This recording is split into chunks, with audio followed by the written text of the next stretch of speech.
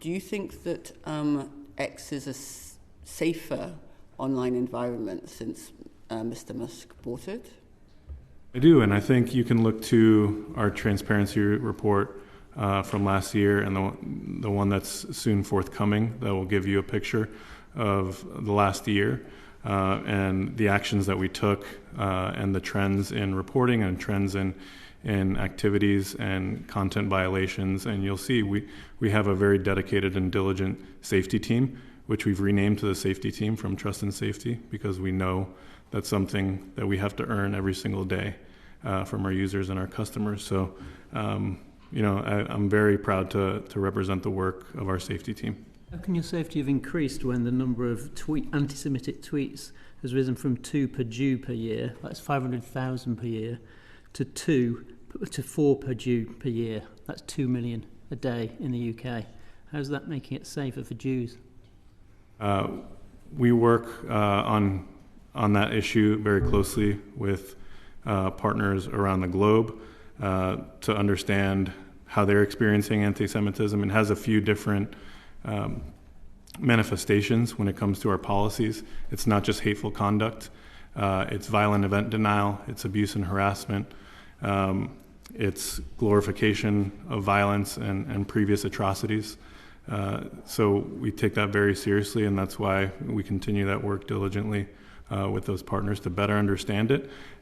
Clearly, in the wake of October 7th, it's a different reality for those in the Jewish community around the world, both online and offline.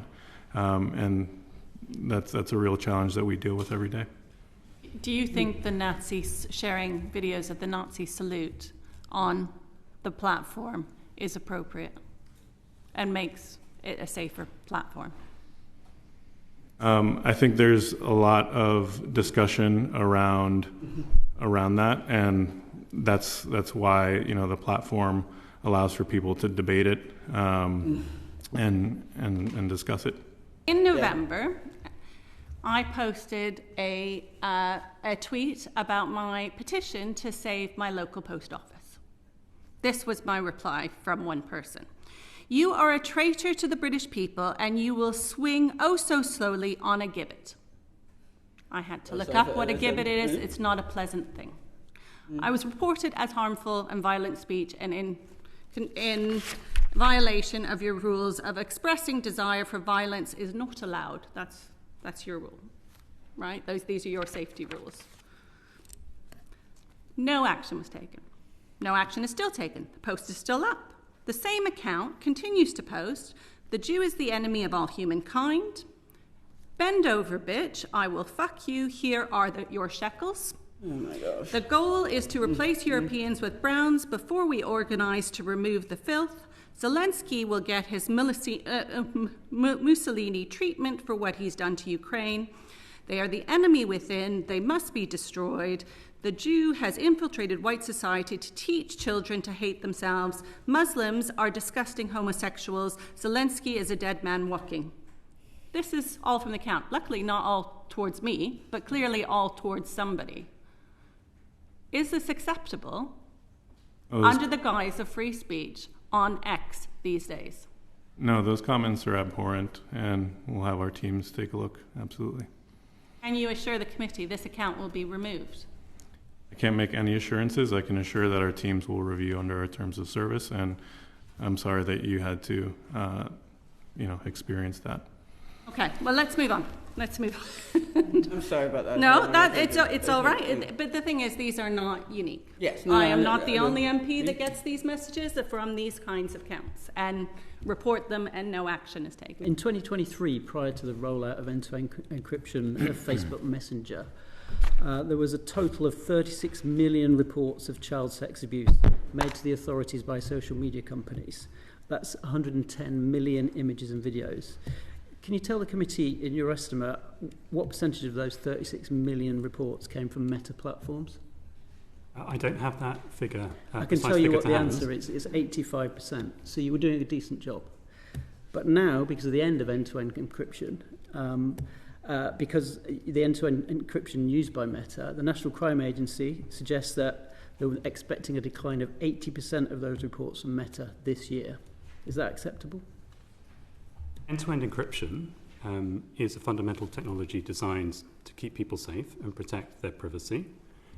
We take these issues around safety and security incredibly seriously.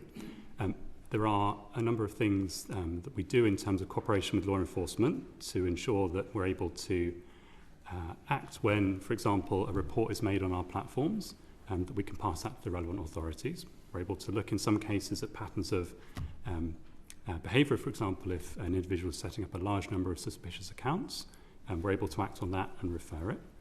We work extensively with a number of partners around safety on these issues. It's important that we address them clearly and effectively. At the same time, encryption, as I've said, is a fundamental technology that also contributes to keeping people safe and protecting their cybersecurity. These are difficult issues to deal with. Isn't it a fact that 20 years ago, someone like Gary Glitter had to go to the other side of the world to prey on children?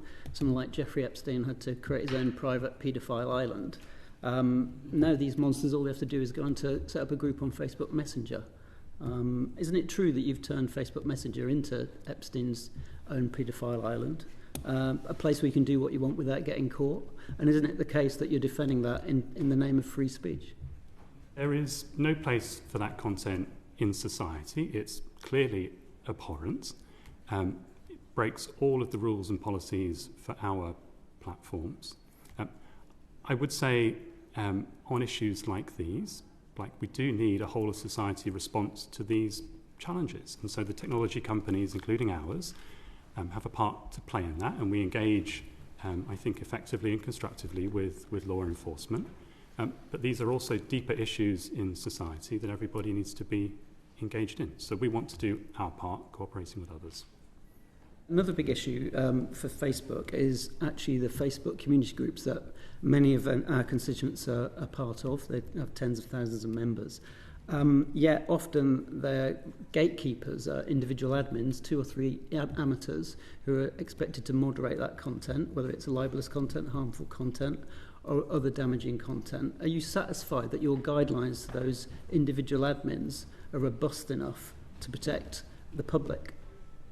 We have incredibly strict rules around what is and is not permitted on our platform. Those rules apply regardless of whether we're talking about these Facebook groups or other areas. We run the same policies and enforcement against those. Users in those groups can report content that is concerning to them. We're very clear with people about what's expected and not expected on the platform. I want to push back on your opening statements were that you did not make profit or didn't make money from the Southport riots. Meta has a stock market capitalization of $1.5 trillion, makes 164, has total revenues of 164 billion. And 98% of its revenues come from advertising. X has a stock market capitalization of 9.4 billion, has profits or has total revenues of 2.9 billion, and 90% of your revenues come from advertising.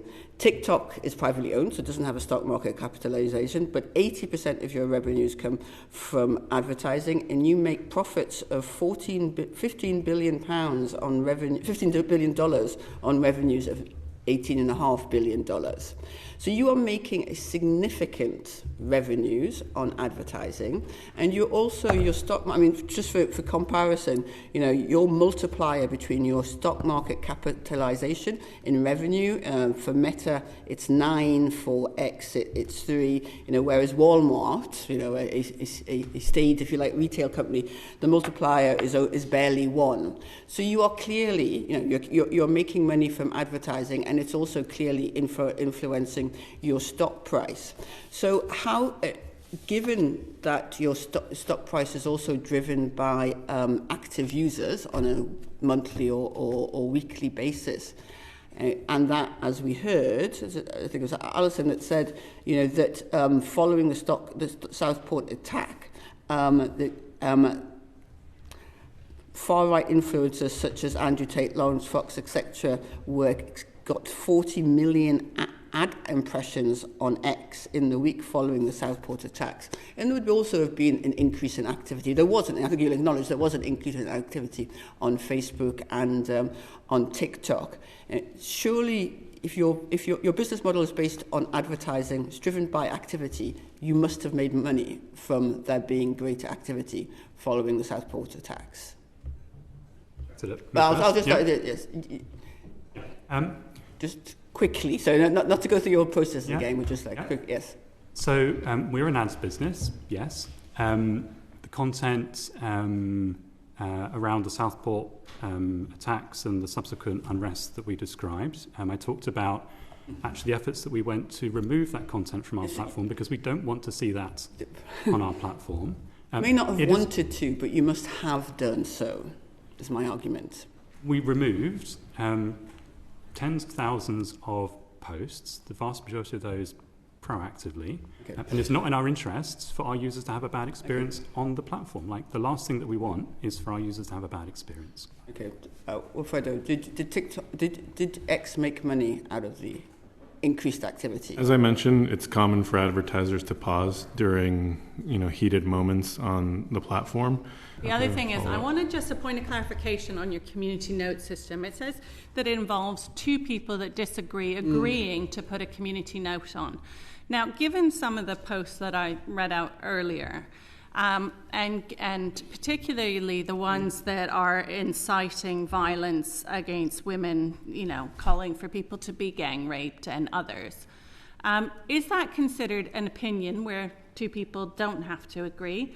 Or, it seems what it seems to me, and if I understand your community notes properly, you're saying that Andrew Tate, in his calling Labour all a bunch of rapists, would have to agree for a community note to go onto that post, no matter how many people actually flagged it as misinformation. Is that right? So again, taking a step back to the system, we have a network of contributors. Those contributors rate notes and earn the ability eventually to write notes, which is a privilege that they may lose. They participate in the system pseudonymously, and they start by rating the helpfulness of notes based on a series of heuristics, whether it's neutral language, whether it contains a high-quality citation, whether it directly addressed the post claim. Now, based on the history of their other ratings, that is how you build a profile on that particular contributor. And then when those two individuals agree that the proposed note is helpful, that is when that note is placed on the post. If another note comes along, it is rated more helpful, it will replace that post. If that note is up for a period of 2 weeks, then it is locked onto that post and cannot be removed. Mr. Fernandez, can I start with you? Why have far-right influencers like Tommy Robinson and self-styled misogynists like Andrew Tate, both of whom have spread harmful content online, why have they been readmitted to X? So shortly after the acquisition in late 2022, we instituted an amnesty program that allowed accounts who had previously been suspended to reapply for reinstatement, so long as their violations did not violate the law, and those accounts were included in that program. So Andrew Tate once tweeted, "If you put yourself in a position to be raped, you must bear some responsibility." Would that be acceptable now on X? I can't speak to specific hypotheticals, but our teams would evaluate that under our policies. What's your view? I mean, I'm not a trusting... It's not a hypothetical, it's a real example. He has said it. Yeah, I'm not a safety professional. It's not what I do day to day, so I would leave that to our experts on the team. And during the riots, Tommy Robinson was regularly tweeting that Islam was a mental health issue. He shared videos of the disorder. He encouraged people to join in the disorder. Would that be allowed again? I can't speak to that specific post. However, if the chair would allow, I have brought some examples for members of the committee of community notes that both Mr. Robinson and Mr. Tate received in the wake of the Southport attack. We saw community notes in action, providing useful context and helpful context for people on X to address potentially misleading information. So I have copies of those. Should the chair oblige us in sharing that with the committee. We can accept that as evidence. We can accept that as written evidence. How many copies do you have? I mean, how many examples are there? There are 5 examples of community notes focused on the Southport incident, and